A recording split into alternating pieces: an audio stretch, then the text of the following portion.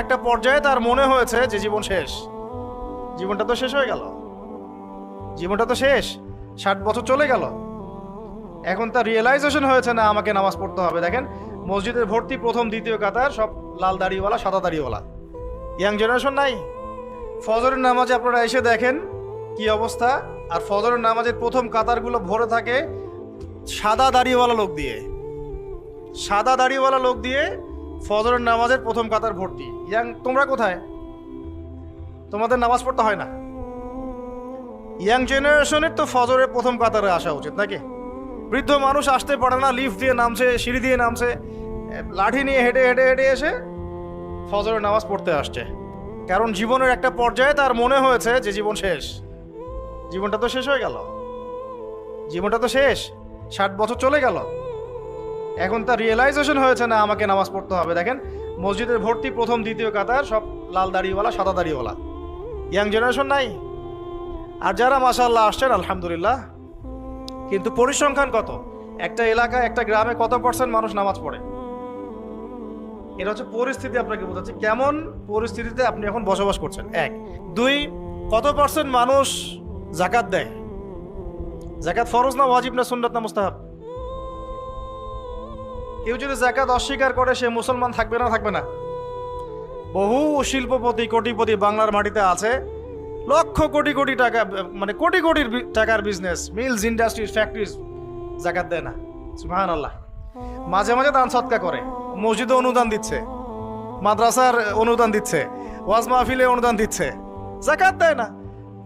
অনুদান আপনার খুব ফরজ না যাকাত ফরজ? অনুদান না দিলেও কোনো গোনা নাই। মসজিদে সাহায্য চেয়েছে, আপনি দিলেন না বা দিতে পারলেন না, গোনা নাই। কিন্তু ফরজ যাকাত না দিলে কি হবে? গোনা তো হবে। অস্বীকার যদি করে কুফরি হয়ে যাবে। আবু বকর সিদ্দিক রাদিয়াল্লাহু আনহু নাম শুনেছেন নিশ্চয়ই। তিনি যাকাত অস্বীকারীদের বিরুদ্ধে যুদ্ধ ঘোষণা করেছিলেন। আর যারা ইসলামিক ইকোনমিক্স পড়াশোনা করেছে বা ওয়ার্ল্ড অ্যাফেয়ার্সের ওয়ার্ল্ড ইকোনমিক্স বুঝে, তারা বলতে পারবে আপনাকে, সবাই বলতে পারবে না। এই মানুষগুলো বলতে পারবে যে যাকাত হচ্ছে একটা অর্থনীতির মূল ভিত্তি। এটা ঠিকঠাক মতো যদি একটা নেশন দেয় তাহলে ওই জাতির মধ্যে দারিদ্রতা আসবে না ইনশাআল্লাহ। আমাদের এখানে এত দারিদ্রতা কেন হচ্ছে? কেন এত ইনফ্লেশন? কেন এত এই, কেন সেই?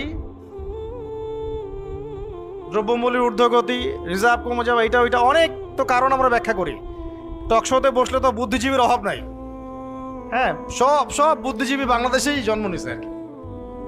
যারা অনেকে আছে এমন নামাজও পড়ে না কিন্তু ইসলাম নিয়ে কথা বলে, কোরআন তেলাওয়াত করতে পারে না কিন্তু ইসলাম নিয়ে কথা বলে, এবং ওরাই মানুষকে বলছে কোনটা ঠিক কোনটা বেঠিক। এইটাও কিন্তু হাদিসে আছে, আপনি জানেন কি না? উমর ইবনুল খাত্তাব রাদিয়াল্লাহু আনহু একজন সাহাবীকে বলছিলেন যে তুমি কি বলতে পারো ইসলাম কখন ধ্বংস হবে? ওই সাহাবী বলছেন, সম্ভবত তার নাম উবাই ইবনে কাব রাদিয়াল্লাহু আনহু, আমি একটু ভুলে গেছি। সেই সাহাবী বলছেন, ইয়া আমিরুল মুমিনিন, আপনিই বলেন ইসলাম কখন ধ্বংস হবে, আমি তো বলতে পারি না। তখন তিনি বলছেন যখন যখন 3টা বিষয় দেখবে তখন বুঝে নেবে ইসলাম ধ্বংস হয়ে যাবে। 1 নাম্বার, যখন দল্লাতুল আলেম, যখন দেখবে আলেমের পদস্খলন ঘটছে কিনা এখন। 1 নাম্বার কি? দল্লাতুল আলেম, আলেমের পদস্খলন ঘটছে, এখন এটা হচ্ছে কিনা। আর আমি রিকোয়েস্ট করি, আপনি সনদ অর্জন করেছেন, আপনি ব্যাকরণ খুব ভালো বোঝেন, তাফসীর করতে পারেন, আপনি মুহাদ্দিস মুফতি হয়েছেন, আলহামদুলিল্লাহ। আল্লাহর ওয়াস্তে এই অহংকারটা নিয়ে কবরে যায় না। আলেমদেরকে বলছি, বিনয়ের সাথেই বলছি, এই অহংকারটা নিয়ে কবরে যায় না। অনেকের মধ্যে দেখেছি ডিগ্রি, সনদ, সার্টিফিকেট সবই আছে, কিন্তু আখলাক নাই, নববী আখলাক, চরিত্র সেটা নাই, কিন্তু সনদ আছে। অনেকের ভিতরে কেবর আছে, জ্ঞানের অহংকার, এটা নিয়ে কবরে যায় না। অনেকের মধ্যে আছে হিংসা, এটা তো অনলাইন খুললেই বুঝতে পারতেন। যে ভাষায় একজন আলেম আরেকজনকে গালিগালাজ করতেছে অনলাইনে, এটা কোনো মুনাফিকেরও ভাষা হতে পারে না।